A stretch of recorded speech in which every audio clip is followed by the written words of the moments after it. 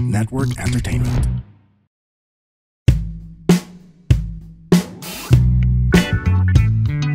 Hello everyone, welcome to another episode of Kaya Pa Ba? And for today, I'm very excited. Not because I've always wanted to be a housewife who cooks, but for something else actually. Please welcome to the podcast, Ikoy Rapadas. Hello. Hi. Hello. Kamusta naman po, Sir Ikoy?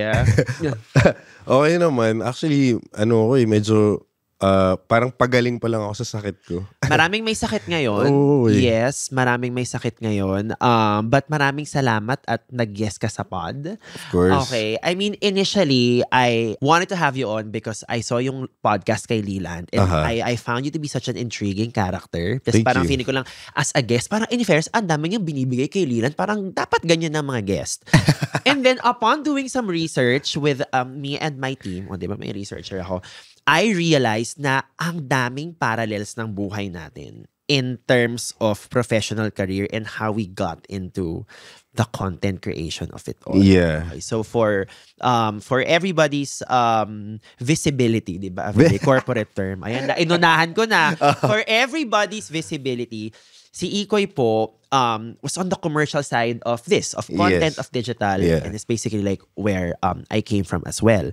You've been doing full-time content creation as a food guy for the last year and a half. Yes. How has life been from like working 9 to 5 to I'm sure now you work 24/7? It's been great. Yung best part for me is yung hawak ko talaga yung oras ko. So, may perks din pag talent ka na eh. Pag hindi na ikaw yung aligaga sa kliyente. Correct. Tapos talent ka na. Pag kunwari may sakit ka or kunwari ngayon may sakit ako, nakapagpa-move ako ng certain deadlines kasi I really got sick. I got sick. So dati parang hindi pwede yun eh. Like kailangan umandar if the campaign needs to be launched, it will be launched by hook or by crook. But if the talent says, may sakit ako, biglang pwede na siyang mauro. Sarap maging talent minsan, no? Diba? Yeah. Oo. Tapos magsabi pa yung, pag may sakit yung talent, yung agency mag-text pa sa'yo, the client says like, like, wishes na you have a speedy recovery. May Yeah, ganun pa. minsan yung may mabang clients, mabait pa, nagpapadala pa ng care package, Diba? ganyan. So, masaya lang pag ikaw pa dati yung nasa accounts or sales. Walang ganun. Yeah. I mean, everybody knows you to be the food guy on Instagram, which has such a hypnotic feel to it. I think that's how I will describe your Hypnotic. videos. It's interesting. It's hypnotic. Yung tipong I think the voice, the edit, all of it. I think that's how I will describe it. We'll get to that later on, but I do want to pick your brains on just being able to transition into the content creator life. More or less, you worked for how long before content creation? Tagal. Since 2013. Oh. And then, so a little over 10 years. Yeah. 11 years-ish. Got it. Ganun. Same. Now, why do you think was 2024 last year parang the pinakahinog time for you to finally make that big transition after spending over a decade in, what many would say is a conventional 9 to 5 space? Honestly, natsambahan ko lang talaga siya. Kasi, nung 2024 January, I was going through a thing. I recently just moved into my apartment. And then, parang naisip ko lang na mag-start lang ako mag-content. Kasi parang matagal na ako nagluluto talaga. Tapos parang, yun nga, meron akong phase na, pinaganda ko yung condo ko. Tapos nagpapaka self-improvement I mean, phase it was ako. January after all, right? Oh, diba? It was January. Q1 is always parang, I want to be best foot forward. And I decided to document it. So, gumawa ako ng food videos. And then, bigla lang siya nag-pop off a month after. Like, it was very fast. So, nung nag-pop off siya, I was still working. Sinabay ko talaga, sobrang it got to a point na ang hirap na ipagsabay kasi nung pumasok na agad yung brands eh. Ang bilis pumasok ng brand sa akin. Di ko alam bakit siya nangyari, pero nangyari siya. Sobrang grateful ko. Pero nilapitan ka agad ako ng brands, nilapitan ka agad ako ng current agency ko now. parang April pa lang May. Wow. That's pretty fast. Yeah. Tapos yun, nakuha ko kagad yung first parang long-term deal ko April, May, ganun pa lang. So parang you eventually have to prioritize it eh. Kasi ang pinaka-concern ko na at the time was kapag gumagawa ka kasi ng content for brands, hindi naman kasi siya ma-approve agad. Correct. Hindi mo siya ma-upload agad. So for example, in a week, may work pa ako, may day job pa ako, nakakapag-shoot lang ako pag uwi. Or kapag nagkukunwari akong nagtatrabaho pag work from home. So, tandaan, narinig niyo na. Hindi kayo nag-iisa sa pagsisinungaling sa mga boss nyo. Okay. So, pag kailangan ko ilang beses ka lang makakashoot sa isang linggo. So, pag yung 3 times na pwede ka mag-shoot, puro branded, tas wala ka ma-upload, wala akong ma-upload that week. Correct. And that's an issue. Kasi when you're just starting out and you're gaining traction and momentum, kailangan maglabas ng content. Yes. So yun, that's when I realized I think I need to prioritize this na. And then yun nga, kanina you mentioned ko kay Leland, when my booked revenue was already bigger than what I could possibly make with the company that I was working for. I think that was the sign for me to, and yun, like I think I was getting inquiries na every week. So yun talaga, parang I felt sustainable na ata to, kaya na. Yeah. I love it you speak in sales terms. So, pupunta tayo sa sales era mo later. Pero yung shinare mo kasi right now, parang, I guess right now you look at it as parang maybe medyo stressful na parang, oh my God, is this the time that I dropped the 9-to-5 job? But I'm sure something about it also felt incredibly romantic in the sense na, oh wow, I feel like my life is about to change with this thing that I feel so very passionate about. Yes. Diba? It's crazy siya eh. Parang hindi mo talaga siya ma-expect. Like, hindi naman lahat ng tao magkakaroon ng privilege or, alam mo yun, ganitong klaseng blessing na parang it's actually very overwhelming. It's something na hanggang ngayon pinoprocess ko pa rin. Kasi hindi ko, alam mo yun, parang normal na tao pa rin ako ngayon. Pero parang kumbaga wala naman akong ganitong klaseng parang these are things na parang you only see happen to other people. Correct. Alam mo yun, na and you never know what it's like when it happens to you. And then when it happened to me, it was, hindi ko pa rin siya parang, it's still very surreal to me. So, yun lang. Parang hanggang ngayon, pinoprocess ko pa rin siya. It's actually very difficult to, it's really hard to explain. Gets. In such a way na parang, hindi mo maiisip na nagyayabang ako or ang hirap niya. Minsan nga even with friends, you can't even explain it. Yeah. Especially kaya parang you value yung content creator friends. Yeah. Kasi they get it. Yeah, there's a certain grind na parang in as much as people think so much life is happening to us right now. A big part of it is also, guys, hindi namin alam kung may trabaho kami next month. Pero may ganun din. Diba? Hindi namin alam actually. Diba? Yeah. So, but it's just so, yun, it's a weird experience. Tas parang, yun nga, yung having some sort of attention is also something that, you know, not a lot of people, like, it's not something I'm used to, you know? Yeah. It's not something you can be born used to, diba? But I would like to think na it was meant to happen. Yes. In the sense na, because again, looking at your background, parang you always had a flair for the creative and the artistic. And then you were very much exposed to the commercial side of creativity. So parang looking back at it, parang you had all the makings of someone who should be able to turn it into a profession. But of course, the artist in you, when it finally happened, was still in a little disbelief, I'm sure. Yeah. Pero you're right. Parang I think yung moment lang na yun din, when it finally happened, it felt like this whole like culmination of like everything that I went through in my life na kasi nagbabanda rin ako for the longest time. So I think naturally, like I guess I wanted to be a performer. May ganon. Tapos I did the digital marketing and then I did sales. And all of that is something that you need for this job. And then the network that you got out of all of that is something that you could, sobrang useful sa akin today.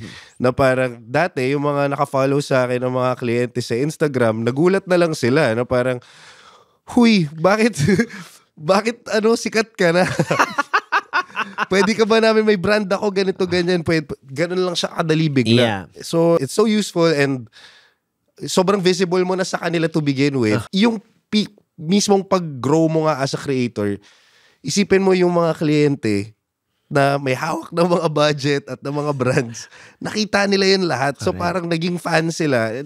Alam mo yun, parang it's not something that all creators have the privilege of having. Yeah.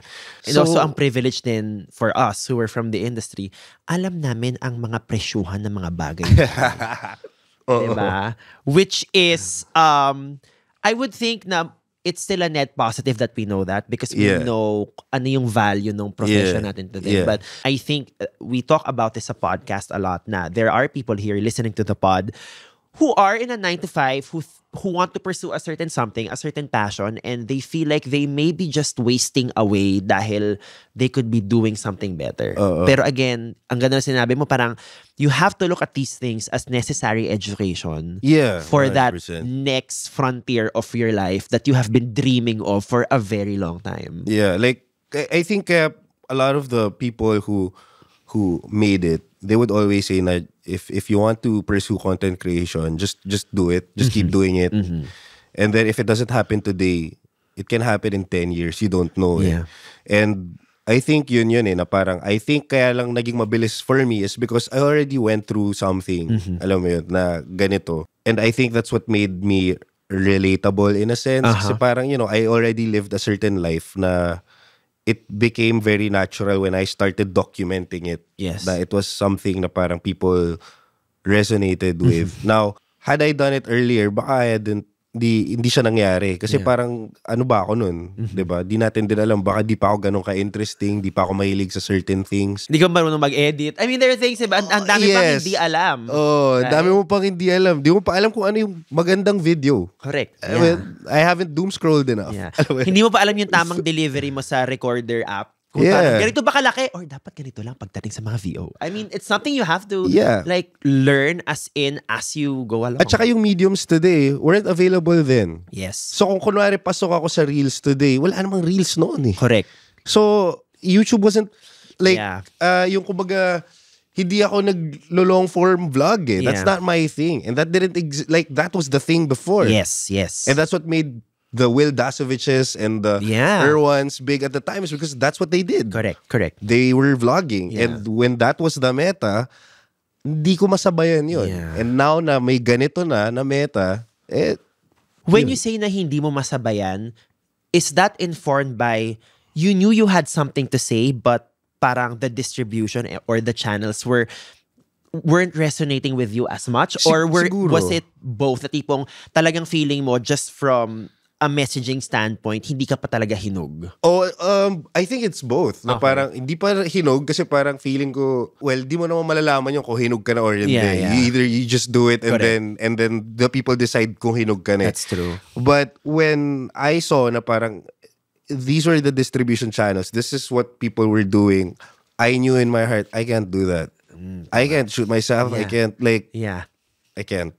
It's good that eventually technology actually empowered creators or creatives like us to be creators. Sabog, soundbite. But you know what I'm saying, right? Parang ako, I've always loved gay references. I think I always had a certain, I knew I was funny, pero parang, but how do I get this across? And maybe 5-7 years ago, tama ka, like, it's not YouTube, but when I saw TikTok and short form content, I was like, I think this is closer to where my natural talents parang kaya ko to. Diba? May ganun siya. With that, of course, sumabog ka sa Instagram last year. You mentioned momentum a lot of times.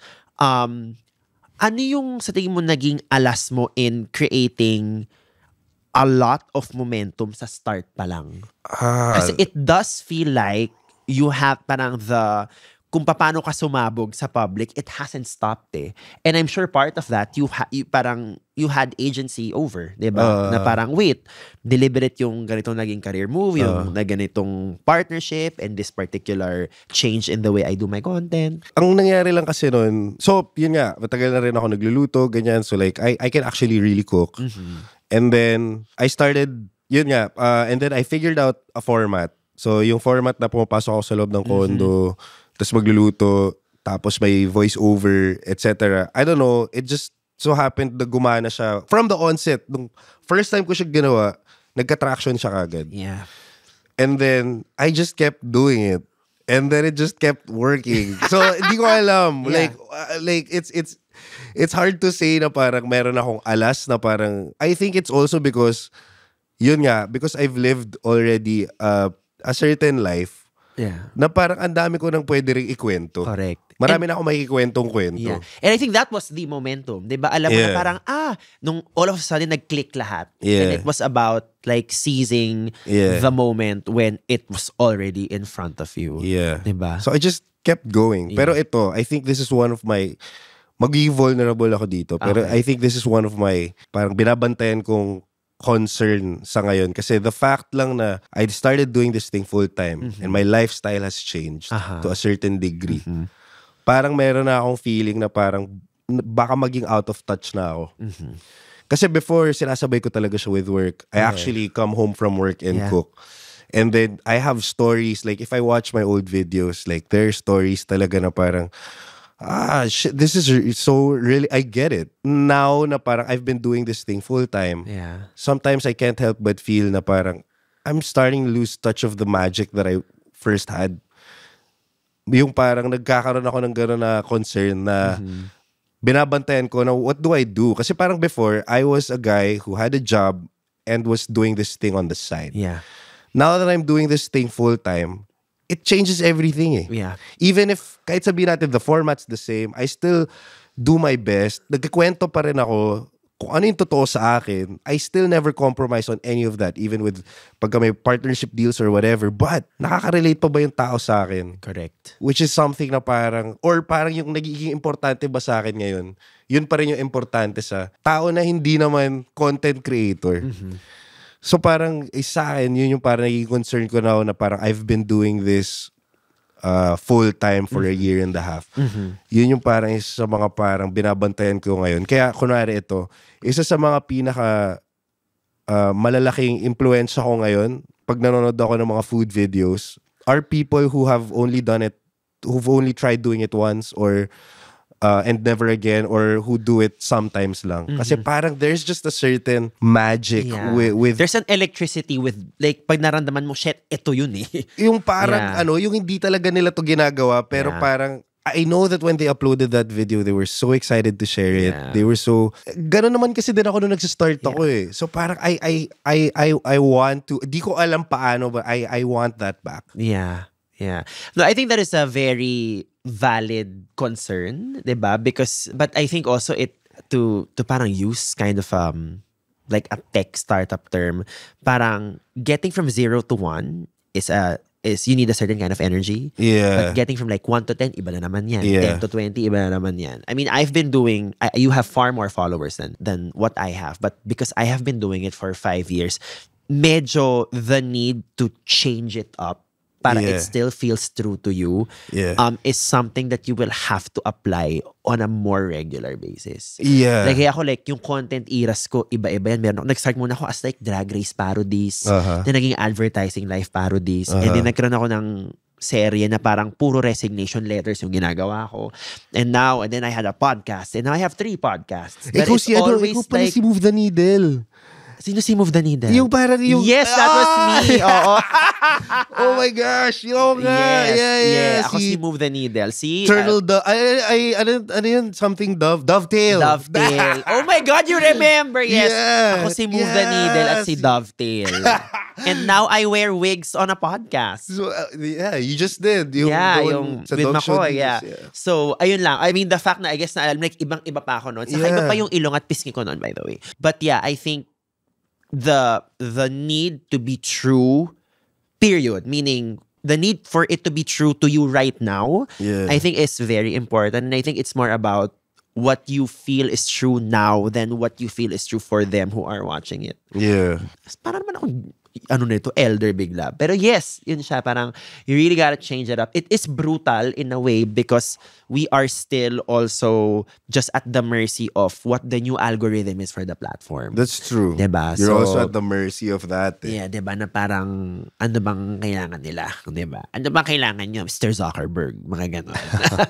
meron siyang ganon. That is a valid concern. But also, there are more people for you to discover who might find whatever it is you have to offer now something very, very valuable to them. Yun. Pasabog. Gusto ko yung naging vulnerable tayo bigla. Diba? Oh, pero importante yan. But I think rin kasi, what I'm hearing from that is that you are just very, very artistic. You mentioned kanina you were with a band. I think you were always drawn to the performance of it all, the creative of it all.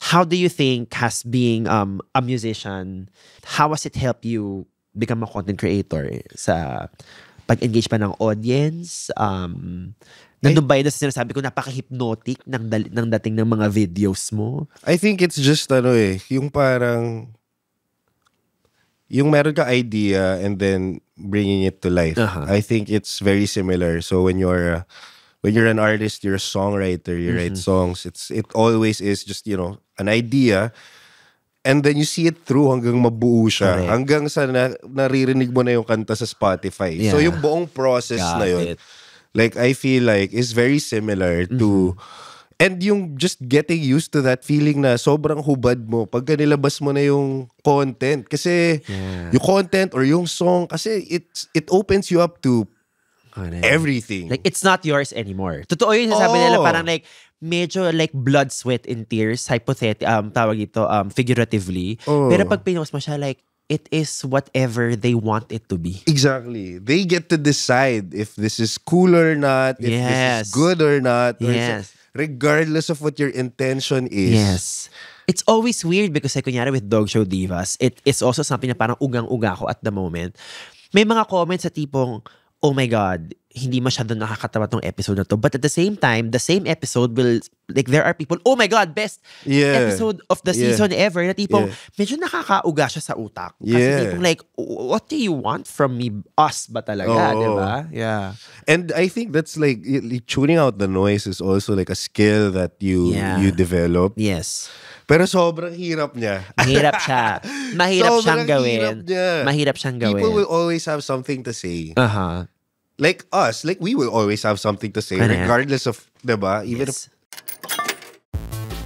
Parents, this is your cheat code to understanding your gamer kid. This is Keri Kita, guide for non-gamer parents. I'm Ray. And I'm Joey. Hardcore gamers, hardcore parents. Let's learn from each other. Dito, Keri Kita.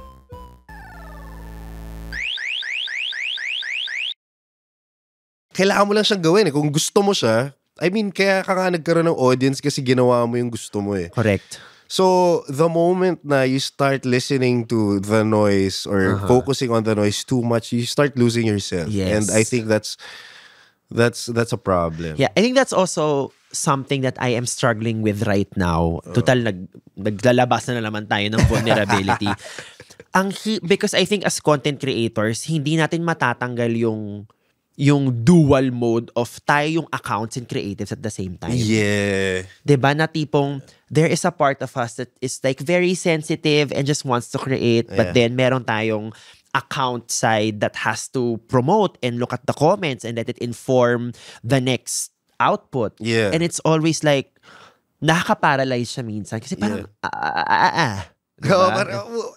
Quit na kaya ako. Correct. May gano'n. May times it happens, right? Diba? Yung parang, tama pa ba itong ginagawa ko? Correct. Okay pa ba ito? Like, di mo alam. Pero you just have to stick to your guns and just do it. Yeah. And I guess the reason rin why this feels like uncharted territory, because I think a big part of it is itong hulma nating pagiging content creators na both commercial and creative. This is pretty new. This has only been around for like what, 8-10 years. Yeah. So the pitfalls, the anxieties of it, we're also just learning as we go. Yeah. Kaya kapag nakakausap nga rin ako ng ibang mga creators who are going through the same thing, it's so refreshing to me kasi parang gets nyo yung pinagdadaanan ko. Kasi not a lot of people would understand. Yeah. Diba parang, hindi naiintindihan ng mga tao, bakit lagi tayo nasa telepono? Alam mo ba tawag sa akin sa barkada ko, iPad kid? Oh kasi lagi ako nasa phone. Yeah, ako rin lagi ako nasa phone. Tapos sabi ko, andito po kasi lahat trabaho ko to. Andito po lahat. Andito lahat. Diba? Yeah. Kung nasan ako ngayon, ginalingan ko lang dito. Ginalingan ko lang mag-phone, bro.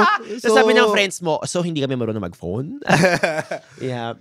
Yun. So, yun. Phone lang ako ng phone. Yeah, ako rin. iPad kid na rin ako kadiri, ngayon. No? Medyo kadiri. Yeah, pero, medyo, nandun ako sa part right now na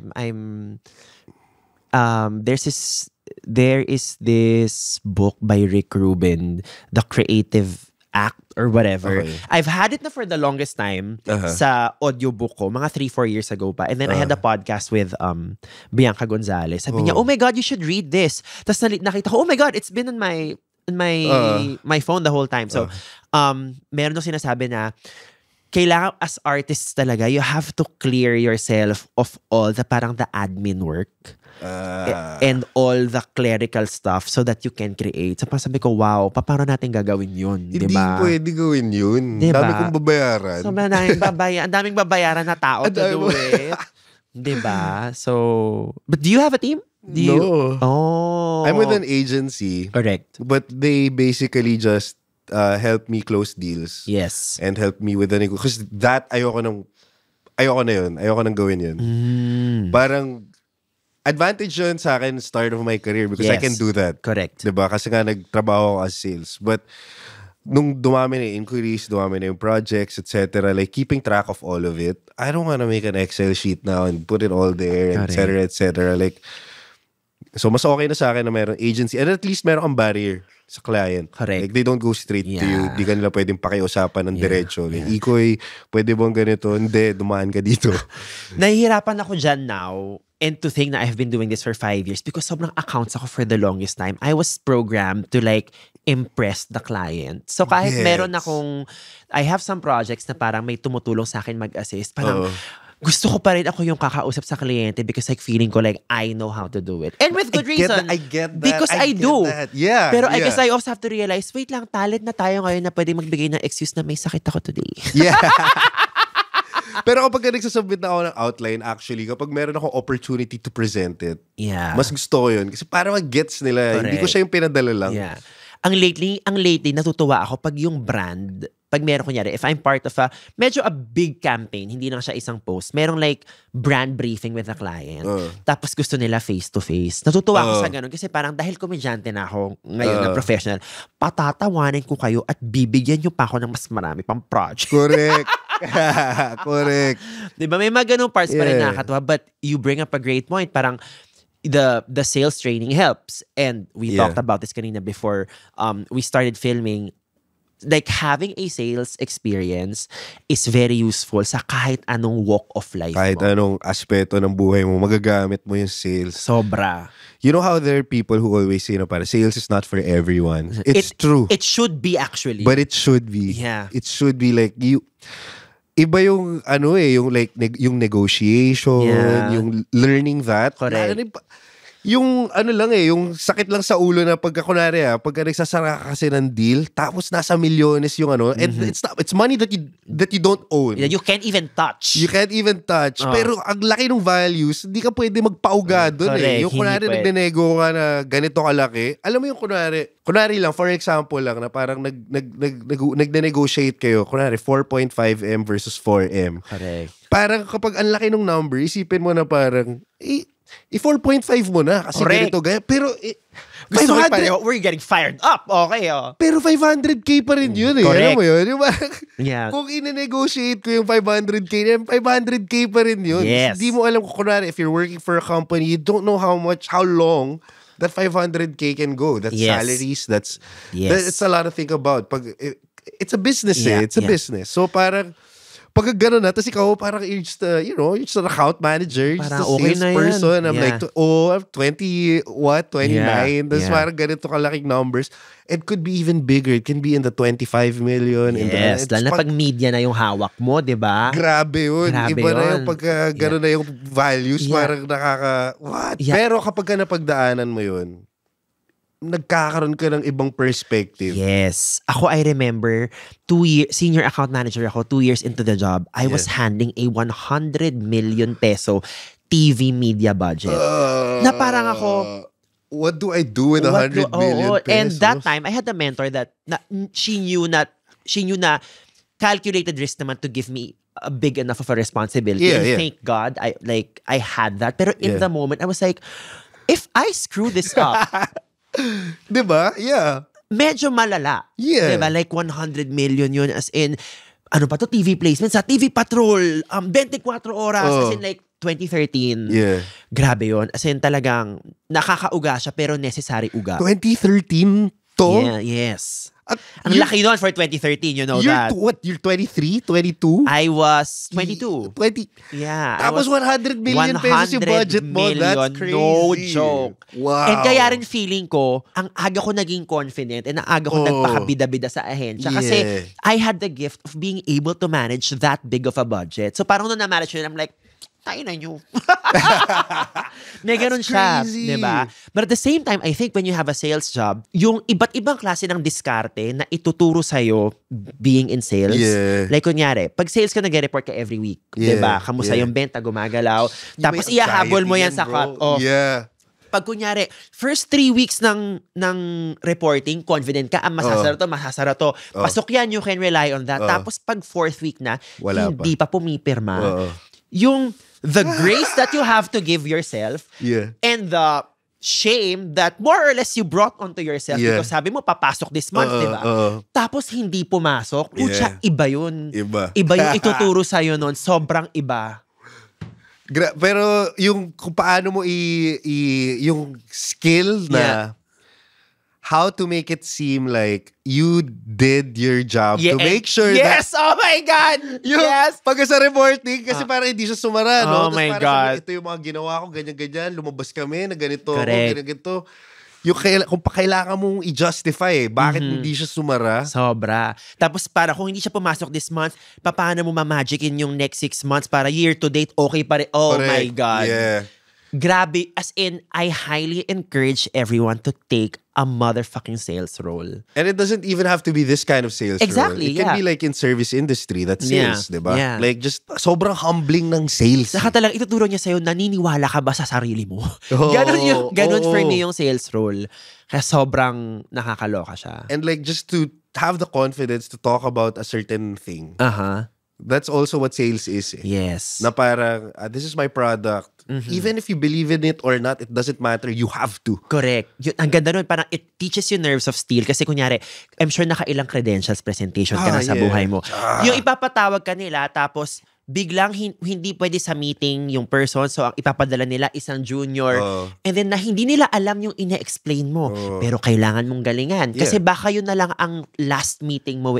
It's grabe yun. And like all the rejection and all the cold emails that never got replies, everything, etc., etc. Yes. Yung pag-overthink na parang nag-reply naman, tas parang nagsiset kayo ng meeting, tas never natuloy. Yung mga ganung mga bagay. Grabe. Marami kang matututunan doon. So, kasi I think, mabalik lang ulit sa content creation kasi naging sales talk na po siya.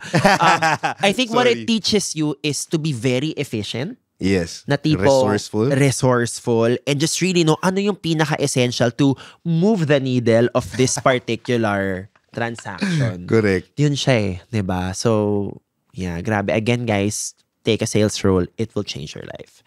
Sobra. Mabalik lang tayo sa food, okay? Dahil kung saan na tayo napunta. Sorry. Okay, no? I love it. I love it.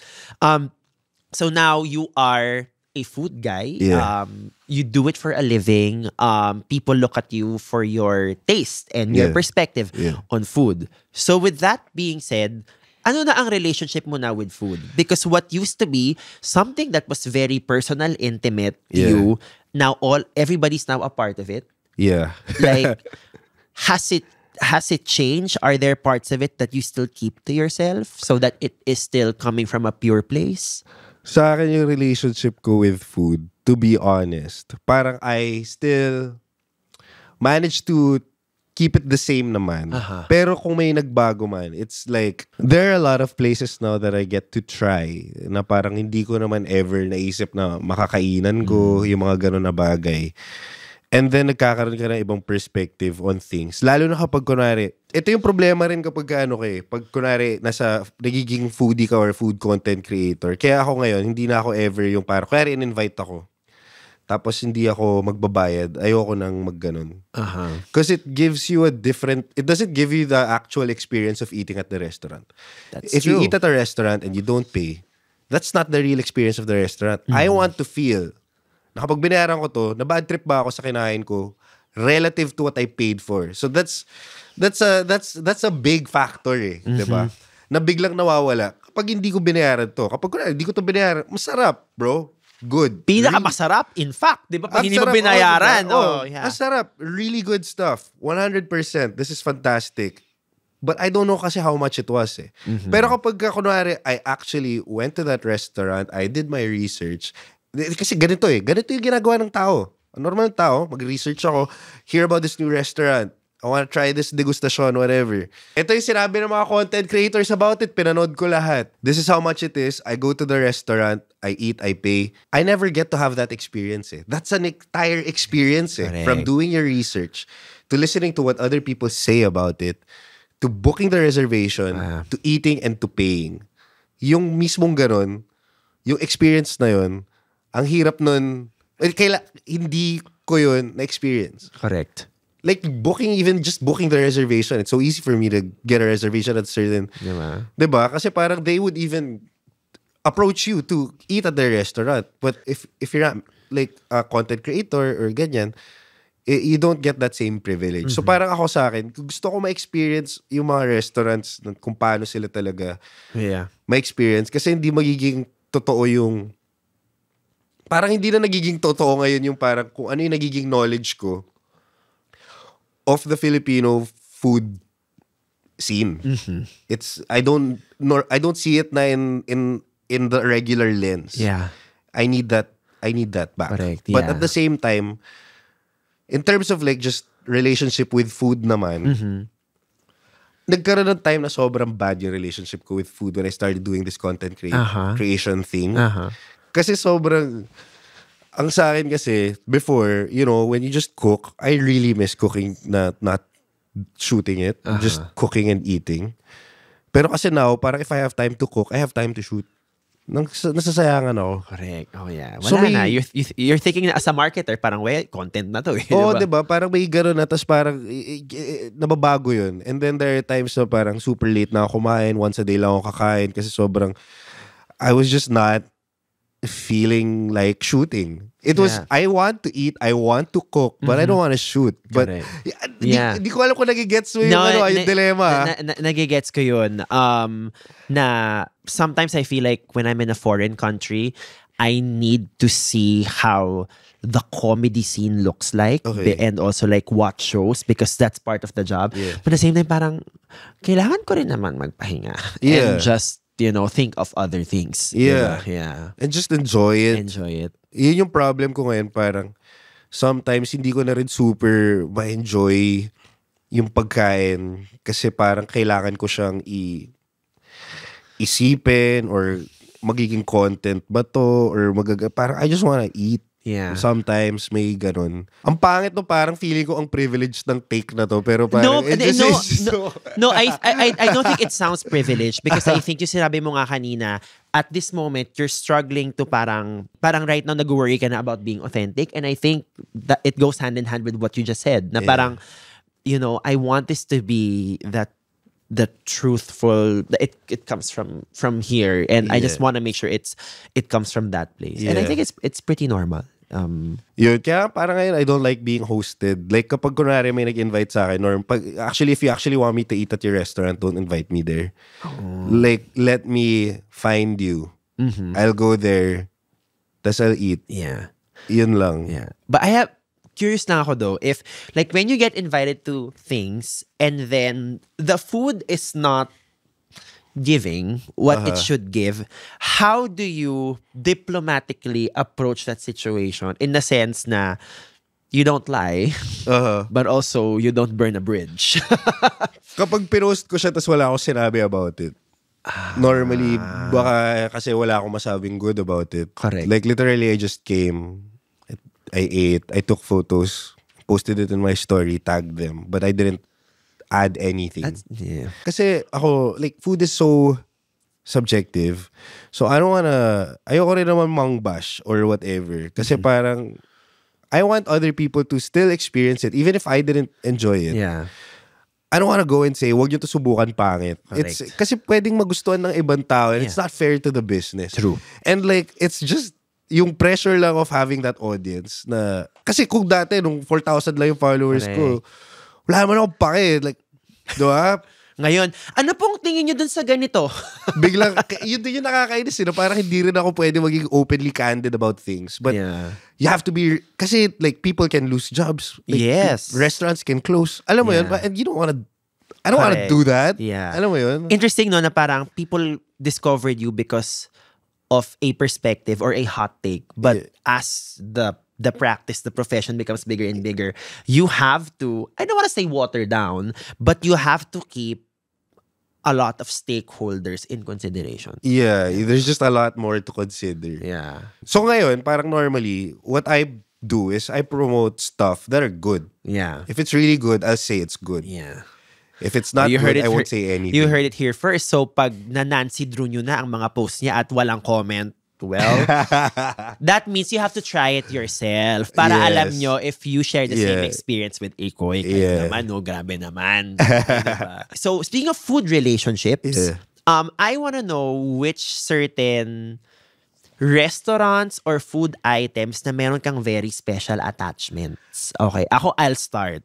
There is a particular restaurant across where I live.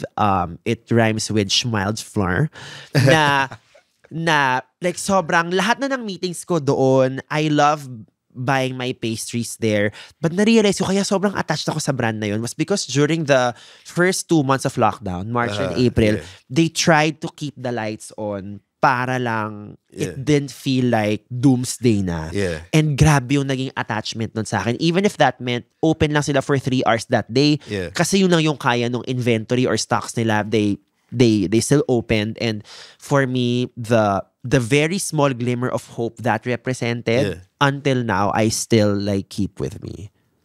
How about you? Ako sa akin, it's funny that you mentioned proximity because I feel like a lot of us underestimate yung value ng proximity. Yes. Kasi yung convenience lang is like basta sobrang laking percentage siya of how you would value a certain restaurant. Kasi parang kunwari ito, merong masarap na restaurant sa ganito-ganyan, pero kailangan ko siya dayuhin every time to eat it, I won't na lang. Yeah. And then sometimes, pag pinuntahan mo doon, nadidisappoint ka. Bakit? Kasi you came all the way. Yeah. But if you live right across it, and then you eat, like naglakad ka lang para kumain doon, solid, masaya siya. Kasi ang dali lang nung, walang friction to get to that place. True. So, yun sa akin. Yung mga malalapit sa akin, currently, may ano rin kasi ako alam mo ba yung hyperfixation? Yes. Like, pagka meron ako nagustuhan, parang yun yung kakainin ko 2-3 times a week. Oh my God. May ganyan akong particular drink sa Starbucks. Nabuti na lang ginawa niyo yung limited edition. Kasi kung nilagay niyo siyang mainstay, hindi na ako titigil. Oo. Yeah. So, meron ako ganun. Parang kakain ako doon lagi, 2 to 3 times a week for months, and then never do it again. Kasi parang hindi ko na kaya. Pero, so sa akin, one of them is yung Jolly Jeep sa baba ng kondo ko. Di ko sabihin kasi malalaman niyo ko sa yung kondo ko. Yung Wing Zone sa Ayala North Exchange. Wing Zone? Okay. So, ewan ko, nagkaroon lang ng time na parang, kasi nag-gym ako dun sa Fitness First nun. Tapos, it's either I eat dun sa Wing Zone na yun, or yung sa tapat niya na parang chicken inasal. Either way, manok pa din. Manok pa rin. Kasi parang gains, diba? They're not particularly solid. I mean, solid naman siya Correct. for what it is. For how much you're paying for and for how convenient it is for you to get there, for me to get. Yeah. Pero it's regular food. Yeah. Alam mo yun? Yeah. But it's close to my heart because like I go there a lot. Yun, si Ikinari Steak. So may Ikinari Steak na lagi ko kinakainan kasi kakabukas lang doon nga sa may Legazpi Village. May kakabukas lang Ikinari Steak doon. Siguro kumakain ako doon mga once or twice a week for like 3 months now. And it's kasi nagkaroon ako ng magandang memory of trying it for the first time in Japan with my family. Tapos, kasi sobrang kalat yun dun yung Ikinari Steak. Tapos nung nagka-franchise dito, you know, it's pretty close. Yeah. Kasi parang, if not the same. Diba? So, wala lang. Sobrang gusto ko siya. Kahit medyo magastos siya, kinakainan ko pa rin siya. Yeah. So, yun lang. Sobrang trip ko yun. Yeah, so parang nakakatuwa na parang yung food apart from the taste, it is the moments that you create with it Yes. na parang that can let you develop an even deeper relationship with it. Diba? Just because you tried it once and you liked it doesn't mean na you will like it forever. Or it doesn't mean na just because it wasn't super sarap doesn't mean it cannot be a staple in your life. Correct. Diba? So they're like energetic beings as well if you think about it. Diba? Tapos natatawa pa ako kasi parang may mga tao na because yun nga, ganito na yung career ko, ganyan. Tapos now yung mga friends that I haven't seen in a long time, they would ask me, Uy, Ikoy, ganito, ganyan. San okay kumain? Or pagka pinatry nila ako ng mga pagkain nila, pag kunwari yun nga may potluck, ganyan. Parang, Uy, Ikoy, anong thoughts mo dito? Ganyan, ganyan. Parang, it's good. I mean, parang wala akong masabi kasi parang guys, like I'm just the same person. Wala naman akong masyadong maraming opinions on food all the time. Like ako nga honestly trip ko yung I'm actually very easy to please. Like contrary to I feel like is popular belief na very critical ako sa food. Sobrang honestly hindi masyado. Like for me, if kung yung the person cooked it with this certain intention to make it a certain way and na-achieve niya yun, okay na ako dun. Masarap na yun. So, yun lang. Parang sobrang di ako, sobrang dali ko lang i-please. Lalo na kapag pinaglutuan mo ako. Kahit sino ka. Pag pinaglutuan mo ako, malamang magugustuhan ko yan. So sa Jolly Jeep, anong go-to mo na choices? Normally, sa mga Jolly Jeep, lagi yan may sisig. So, yan. Lagi yan sa akin. Sisig. Ano pa ba normally masarap pagka Jolly Jeep? Yung mga yung mga stew na hindi sobrang mamantika. Kasi normally, they just leave it out there. Tapos, kailangan masarap pa rin siya kahit malamig na eh. Correct. Kasi wala silang pampainit doon. Correct. Ang umiinit lang sa kanila ata, I think, kasi the soup is kept in yun lang yung laging, I feel, kahit pa paano nagiging mainit yung sabaw. So, kapag kayo mga fish sabaw, ganyan, okay ako doon.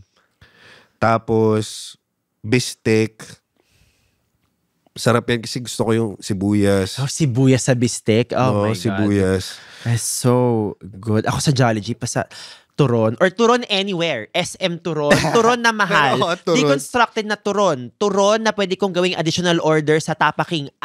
Basta may turon. Basta may turon. I'm just there. Solid God turon. Would you say, mas gusto mo ang turon sa banana Q? Oo naman. Dahil lang dun sa wrapper. Saka yung crunch kasi. Long There's wrapper. something about... And also, I think the ergonomics of it. Yung hawak. I don't wanna get phallic here. This is not innuendo. But when you hold it and the kagat, it's so... That something about it parang feels very primitive. Yung pag kinakagat mo ng gano'n versus yung stick na... Mas maganda yung user experience ka. They give it to you in a plastic labo. Yeah.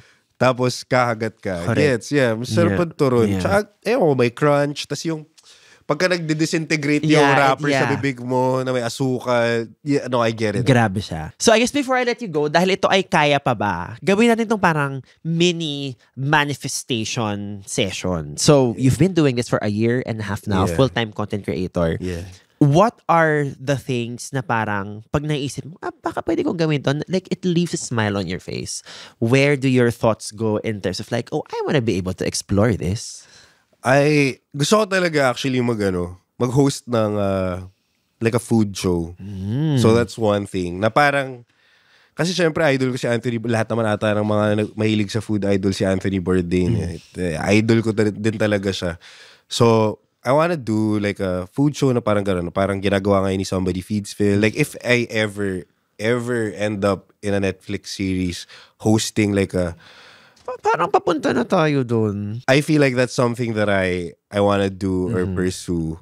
So, that's one. And another is parang gusto ko rin mag-cameo sa isang Metro Manila Film Festival movie. isang chef-related na series or movie. Kasi idol ko si Matty Matheson. So kung nanonood ka ng The Bear, si Matty Matheson isa sa mga facts. So chef siya talaga. And I think he's also one of the producers of The Bear. Is this the big guy? The big guy na with a lot of sauce. Correct. Sobrang galing din pumorma kasi nun. But yun, like, yun, I want to do that. Tas medyo comic relief, cameo type. That's something I want to do. Yeah, I think this has partly something to do with a little birdie told me you tried doing stand-up before, but that is for another. That is for another episode. Sino nagkwento nun? Sobrang bumaba nun. Sobrang bumaba. But I think everyone who does it their first time bombs naman talaga. But at the time, di pa ako nagsisales nun. So, pwedeng. So feeling ko, if I do it again, try again, I feel like I'll do a better job this time. Correct. Or at the very least, mas efficient ka mag-process ng whatever defeat yung... Kasi importante yun, how you process defeat or shame for... That's important. Again, sorry, nabalik kami sa sales. But yes, di ba? Yes, sobrang hirap nun. Pero I think yung biggest lesson ko dun, na I think applies also to content creation, is to know that yung manonood sa'yo probably has no idea who the fuck you are. Correct. So parang just having that in mind when you create content na parang may manonood nito na hindi talaga ako kilala, walang konteksto na kung sino ako, dapat entertaining sa kanya tong video na to. So same siya to comedy, to stand-up comedy, na parang these people, kailangan mo pakilala muna sa kanila bago ka bumanat-banat ng mga joke mo kasi hindi siya nakakatawa pag walang konteksto. Tama. And ultimately, if you want to say something, you must have something to say. Diba? That's so true. That's so true. You must have something to say. Yeah. That is it. Thank you so much, Iko. It was so fun. Thank you. Ang dami natin na pag-usapan, pero marami pong salamat sa mga nakinig. Again, don't forget to rate and review us on Apple Podcasts, Spotify, YouTube. Follow us. That is it. We'll see you on the next episode of Kaya Pa Ba? Thank you. Thank you, boss.